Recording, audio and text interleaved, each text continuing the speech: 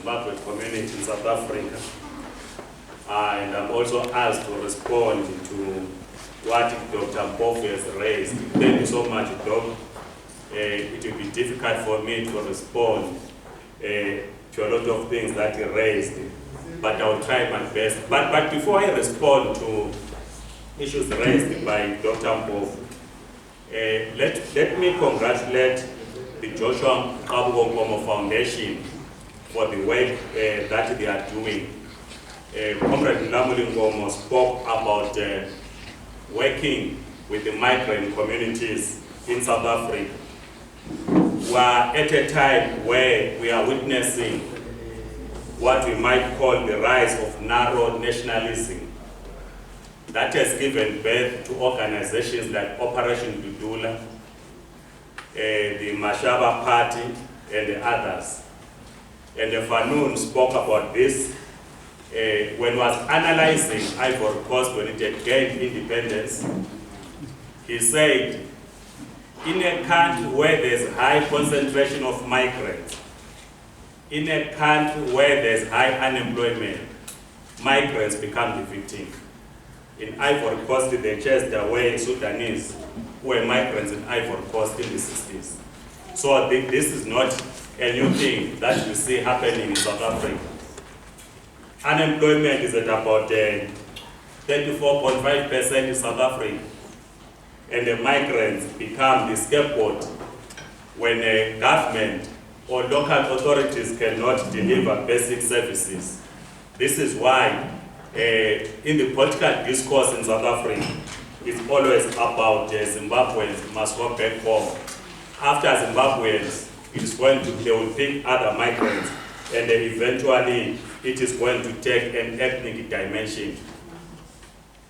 One of the things that the Dr. Joshua Mqabuko Foundation needs to do is to engage at a policy level. We know that the ruling party here, or governing party, the African National Congress, is having its policy conference in July, and the migration question is going to be discussed. The tragedy that we have is that migration is one way down south. We would want a situation where migration happens within the region. A South African opting to go and stay in Lusaka working there. But the unfortunate part, it is down south. And when all of us, we come down south, we compete for legal resources in poor communities. And as a result, we see these attacks that are directed at migrants. We also speak of what we call the reunion agenda, which I will not elaborate here. All of us here, we trace our roots to South Africa or to any neighboring country in the region. And the question that we are confronted with when we discuss the reunion agenda is for how long are we going to maintain the colonial borders? At what point are we going to unite African people without ukuthi sigijimisa omama abathengisa imbida emgwaqweni? Let me then attempt to respond to what Dr. Mpofu has raised. And in my response, I want to locate the role of imperialism in turning the Zimbabwe African People's Union, ZAP, to win state power in 1980. We all know that ZAP was one of the 6 authentic liberation movements, namely People's Movement for the Liberation of Angola, PLA, Front for the Liberation of Mozambique, FRELIMO, African National Congress, ANC, Southwest African People's Organization, SWAPO, African Party for the Independence of Guinea and Cape Verde. And of course, although it did not fight in the armed struggle, we refer to the United National Independence Party, UNIP of Zambia, as one of the authentic liberation movements. It gave basis to zebras, and MK, ngiyabona leli zipra lami lapha uJJ Spatalana ufaka umqhele namhlanje. And all these were funded and trained, armed by the Union of Soviet Socialist Republic, USSR, aided by Cuba and the rest of the Soviet bloc. This is why I'm wearing red. We represent communism in the region and in Zimbabwe. It is also important to point out that ZAPU, the party that Ngqabutho led, was not a communist party.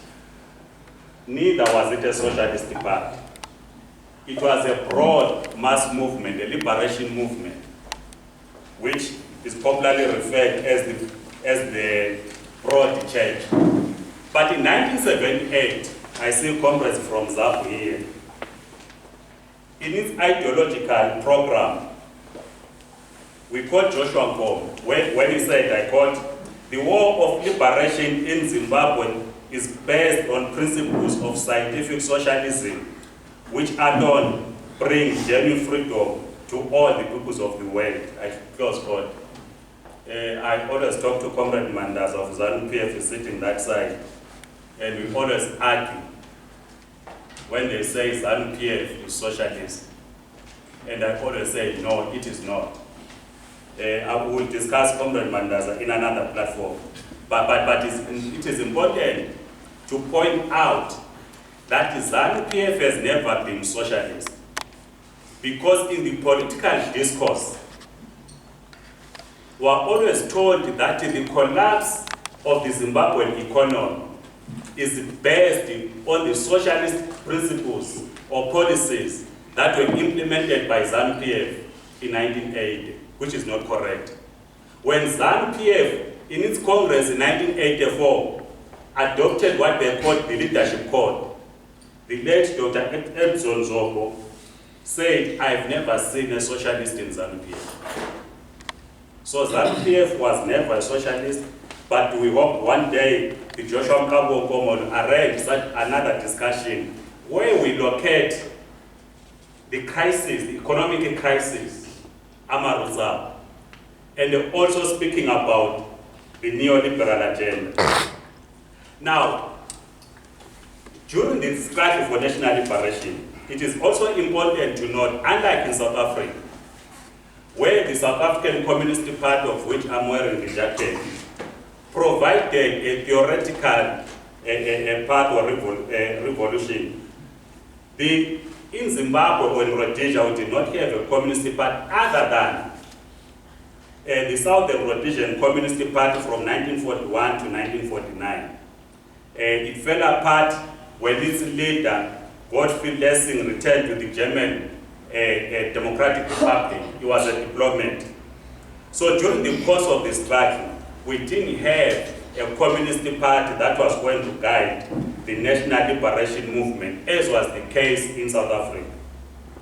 The struggle, which Dr. Mqabuko, this is very important for us to understand when you raise the question of ethnicity or tribe in the split in 1963. And correctly so, quoting what Ndala said when they went to the meeting of the Organization of African Unity, we must admit that the struggle for national liberation was waged during the bipolar war, during the Cold War. And during the Cold War, the world was split into two. The Soviet, led by USSR, Cuba, and the rest of the socialist bloc, the United States of America, Britain, and their friends. When ZAPU was about to split, Joshua Mqabuko had made contact with the USSR. They made contact with Algeria when ZAPU was about to split in 1963. To curtail the influence of communists in the continent, you had to split the liberation movement. It was not only in Rhodesia. We have UNITA in Angola, later on with Renamo in Mozambique. And if you check in the rest of the continent, PAC in South Africa, it was the work of the imperialist forces. And the comrade Nelson Mandela was arrested by the CIA on his way from Durban to Johannesburg. Was it 1962? It was CIA that assisted in arresting Nelson Mandela. Why? Because this farm is a Rivonia, LMK. It was bought by communists. But in South Africa, you could not use the ethnic question to split the liberation movement. The split in 1963, we submit, it was caused by imperialist forces who established the Capricorn Society, led by a British intelligence officer, David Stirling, who recruited young people on the pretext of providing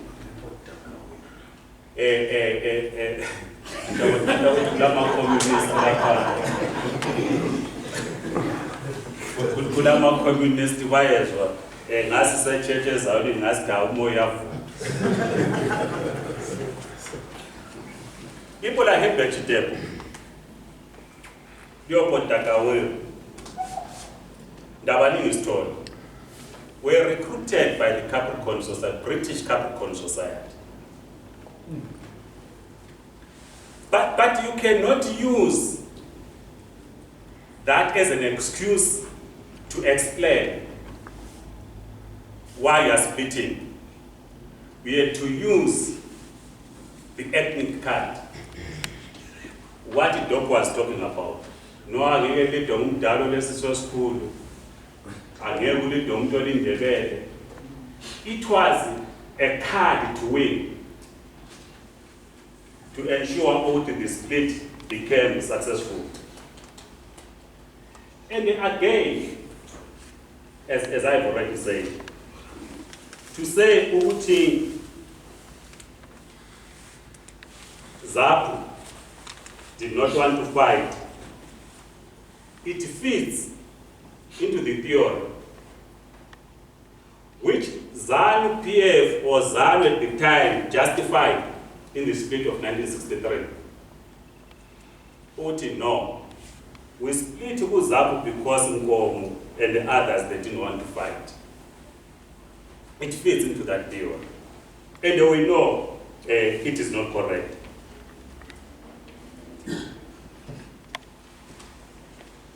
ZANU to remain credible and to look more militant than ZAPU and emphasize the race above class, as did PAC and the UNITA, all backed by the USA.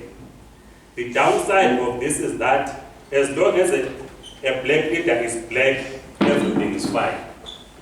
We communists were engaged in a class struggle. I'm trying to jump where the routine I wanna send $1 send it By the way, France, even more than Britain, has retained control over its colonies, which mostly continue to pay colonial tax. The former colonies of France, those that follow us on YouTube, were spoken about this. They pay colonial tax.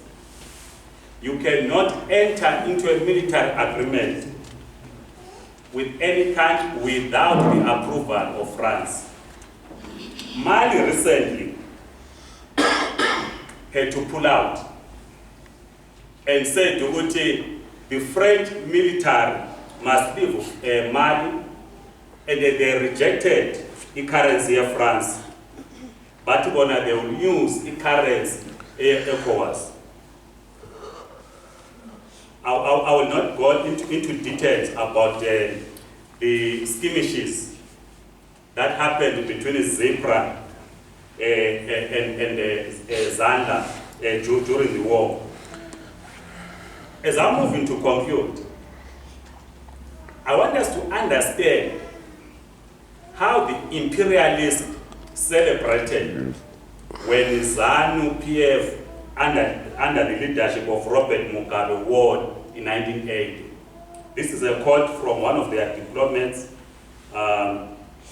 He says, it was a US diplomat, Andrew Young, and I quote, "Despite widespread doubt outside Zimbabwe about the strength of Mugabe's political constituents, he had achieved a solid electoral victory over both Bishop Abel Muzorero, on whom both Britain and South Africa had placed their hopes, and Joshua Mqabuko, who enjoyed military support from the Soviet bloc. The unexpected size of his majority gave Mugabe an unequivocal mandate, which greatly simplified the task of the British in handing over power. The Zimbabwe settlement must also be recorded as a victory of the Western allies in cooperation with the Organization of African Unity, or AU. It signaled a renewal of the cooperation in decolonization, which came under Western leadership and via the United Nations during the 1950s and 1960s. And it curtailed, at least temporarily, the trend toward growing dependence on Soviet military, close quote. This is how the imperialist forces celebrated. In the political discourse, post-2000, Mugabe portrays himself as the soldier against imperialist forces. It is the imperialist forces that handed power to ZANU in 1980. When the genocide was happening, Britain was rolling a red carpet to Mugabe. Bending his throat. When 200 white commercial farmers were killed, it is when Britain began to see Mugabe no right. But we must also understand that the sanctions imposed on the political leadership in Zimbabwe was not as a result of a political violence directed at the opposition. Because the imperialists, they will always dump you, they don't love you. Theirs is to exploit the resources. The reason why Mugabe got dumped by the imperialists was his involvement in the Congo War in 1998. When Rwanda and Uganda were used as proxies by the United States to attack DRC. This is what is happening again today. Rwanda is attacking DRC. Rwanda is the first country outside SADC to send its military in Mozambique, undermining SADC countries. It is not doing this out of goodwill. It is doing this for the purposes of exploiting or as a front of the Americans. So Joshua Mqabuko became a victim of imperialist forces. But of course, as I conclude, I said we'll send our notes to the Joshua Nkomo Foundation. We agree with Dr. Mqabuko that the liberation movement in the main was led by nationalists. And Comrade Lenin, in the Second International, submitted a resolution which was adopted. At that time, it was said in the backward countries in Africa, communists must work with liberation movements. This is why the alliance between the African National Congress, SACP, Y, ZAPU, and others were supported by communists. But Cuba and the Soviet Union advised ZAPU and the ZIPRA in particular not to go to Lancaster House. We agree with Dr. Mqabuko on that. Because ZIPRA had military power to capture Salisbury. But for some reasons, that did not happen. Lenin told us that compromise should only take place when there was no other option. When compromise will take us a step forward, and even then, after the compromise, we should not remain in the same place. We should continue to move forward. There was no reason in 1979 to go to Lancaster House. There was no reason in 1991 to enter into Codesa talks. The ANC in 1994 screamed freedom. The SACP said democratic breakthrough. And the Kwame Nkrumah characterized it correct. And because this was a product now of a negotiated settlement, that you become a neo-colonial state post-liberation. Because what happened, you were now reforming the system. You can have your black president, you will have your black parliamentarians, your black cabinet, but the economy remains in the hands of the colonizers. This is why today, Nhlanhla and others, they will not go and challenge the Ophemia family. No, they will come here because we are fighting for little resources, but our economy remains untransformed. Amen. Amen.